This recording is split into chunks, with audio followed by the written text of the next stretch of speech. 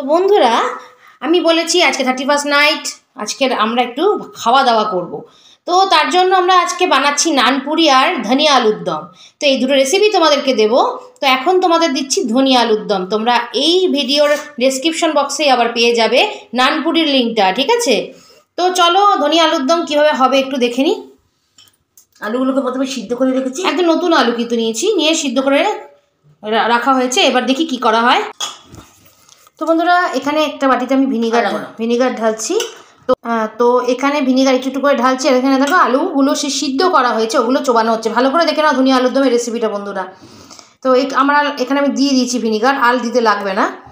তো এখন আলুগুলোকে এই ভিনিগারের মধ্যে চুবিয়ে রাখা হচ্ছে এবং চুবিয়ে রেখে দেওয়া হবে কিছুক্ষণ, তাই তো? কতক্ষণের মতো রাখা হবে? ঘন্টাখানেকের মতন এইভাবে ভিনিগারের মধ্যে ডুবে থাকবে। তোমাদের যদি বাড়িতে ভিনিগার না থাকে তোমরা লেবুর রসও করতে পারো কাজটা, ঠিক আছে? তো চলো এটাকে ডুবিয়ে কিছুক্ষণ রেখে দেওয়া হোক। তারপর কি হয় তোমাদেরকে লেবুর রস করলে লেবুর রস করে নিয়ে তার মধ্যে একটু জল মিশিয়ে তারপরে তোমরা আলুগুলো ডুবিয়ে রাখবে। আমরা ভিনিগার আছে, ভিনিগার দিয়ে করছি, ঠিক আছে? ভিনিগার ডুবিয়ে রাখা হোক, তারপরে দেখছি নেক্সট কি হয়। বন্ধুরা, ভিনিগারে চোবানোর পর আমরা আবার এলাম। মাঝখানে পেরিয়ে গেছে 1 ঘন্টা, আলুটা পুরোপুরি ভিনিগারে একদম ভিজে গেছে। এবার দেখা যাক কি ব্যবস্থা করে রেখেছে মা এই আলুর দমটা করবার জন্য।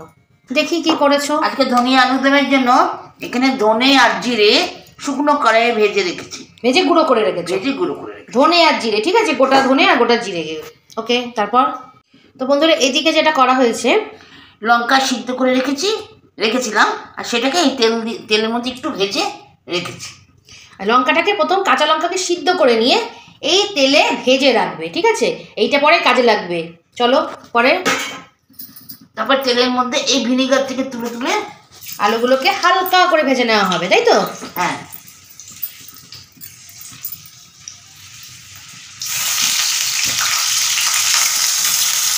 সবকটা দেওয়া হয়ে যাক।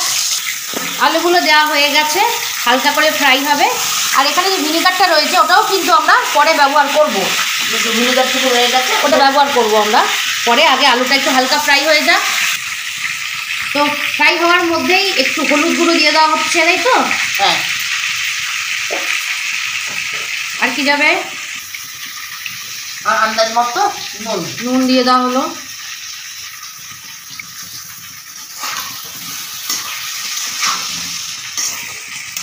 আমরা কিন্তু রান্নাটা সর্ষের তেলেই করছি।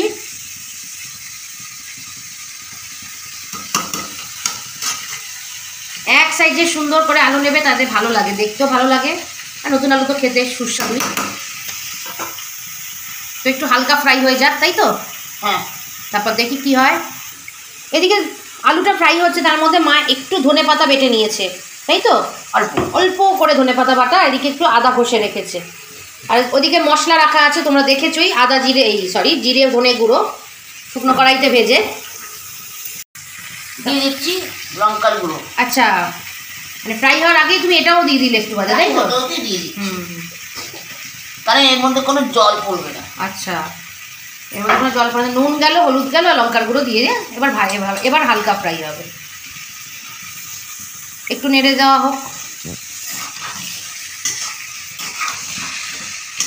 আলু তো না যেন ডিম লাগছে।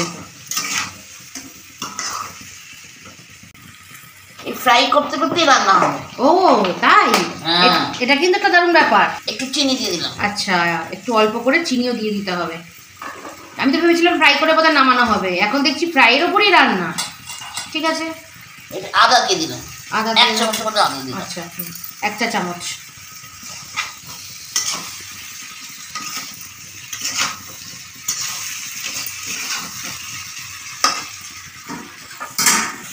এই আলুটা পুরো সিদ্ধ করা, কাজেই সিদ্ধের কোনো প্রশ্ন নেই।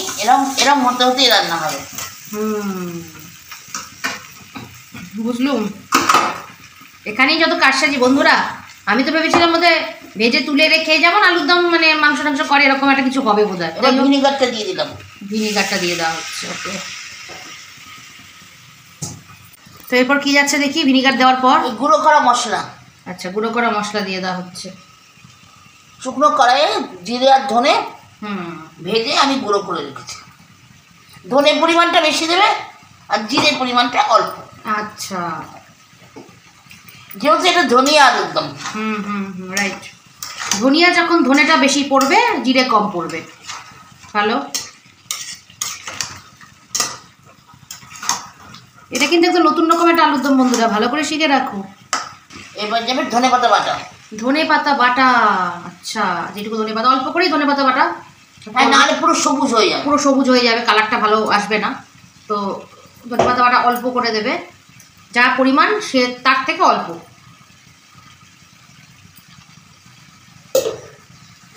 এইবার পুরো ড্রাই করে নেবো। তো বন্ধুরা, রান্নাটা প্রায় হয়ে এসছে।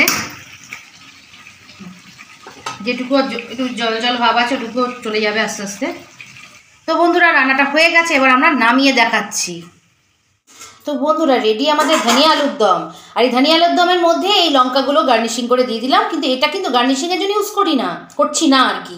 এই লঙ্কাগুলো তোমরা খাওয়ার সময় বেশ একটু চেপে চেপে ঝালঝাল করে খাবে, বুঝেছো, যারা ঝাল ভালোবাসো। মানে পাশে নিয়ে খাও একদম, সেটা কাঁচা লঙ্কা নয়, লঙ্কা সিদ্ধ করে ভেজে খেয়ে দেখো, এটার টেস্ট আলাদা। এটা টেস্টই আলাদা। তো যাই হোক, আমার নেবে সঙ্গে পাশে লঙ্কাগুলো তুলে নেবে ভিজার মতো, এবং সেটা খেয়ে দেখবে। যারা ঝাল কম খাও তাদেরও এটা ভালো লাগবে, কারণ এটাতে খুব একটা বেশি ঝাল লাগে না, অথচ খুব টেস্ট লাগে। তো বন্ধুরা, এইটা আমরা খাবো নানপুরি দিয়ে। আর নানপুরির রেসিপিটা তোমরা কিন্তু ডেসক্রিপশন বক্সে পেয়ে যাবে, মনে করে কিন্তু লিঙ্কটা ক্লিক করে একবার চেক করে নিও নানপুরির রেসিপিটা। ওকে, তো আজকের মতো চলি, টাটা।